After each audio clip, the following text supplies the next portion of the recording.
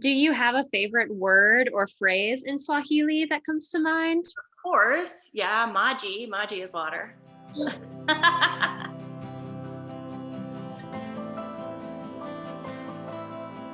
In one sentence, how does WellAware's work impact the world? We provide lasting clean water systems that are high yielding, that last for decades. And this clean water can change the trajectory of people's lives.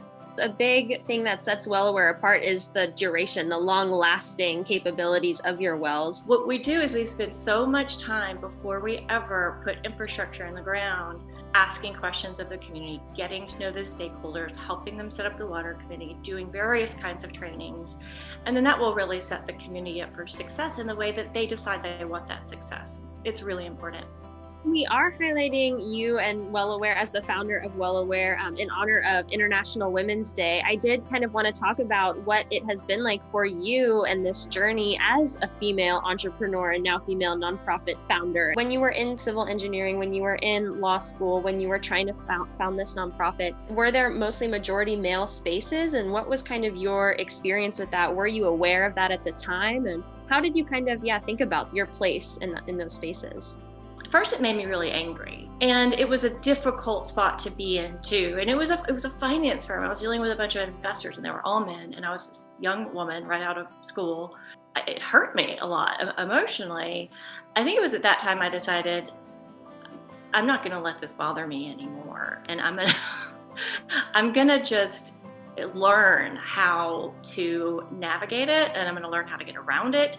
And I want to push forward and do things that traditionally maybe I wasn't supposed to, because I want other women after me to be able to do the same, especially now that I have a daughter. I want to make sure that she understands that there are obstacles, but we can get through them. What's been cool though about being a woman in this specific sector in international development is that in these regions, these women that we are working with on a regular basis are incredible. The most highly motivated stakeholders in every community to make a change. They traditionally have not been encouraged to do that, but once they understand that they can, and they have support from WellAware or another international nonprofit that understands this, they start to have this power. I'm just getting goosebumps right now thinking about it, because you kind of understand, and in a similar way that I did right out of law school, that wait, we can do this. They may be telling me that I can't, but I'm going to do it anyway because look, it's working. And so I'm constantly still inspired by all these women we get to work with. That's amazing. Yeah, I think it really, shows the importance of having women in these leadership positions so that younger women can see themselves growing into that kind of role. Did you have any female mentors guiding you along the way? The whole way. Yes. I've never been reluctant to reach out to women that I see on that same path, and they've broken down some of these barriers and say, hey, can I bend your ear? Can I just hang out with you for an afternoon?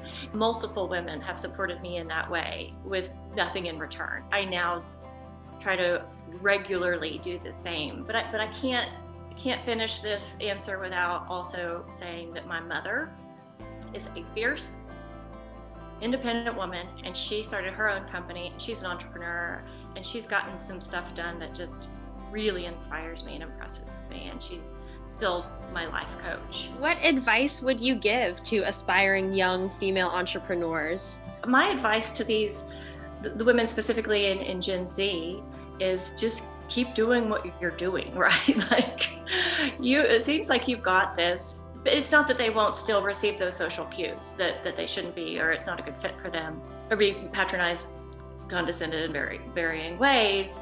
Try to not be distracted by those things, because there are more and more paths every day for these phenomenal young women doing phenomenal things.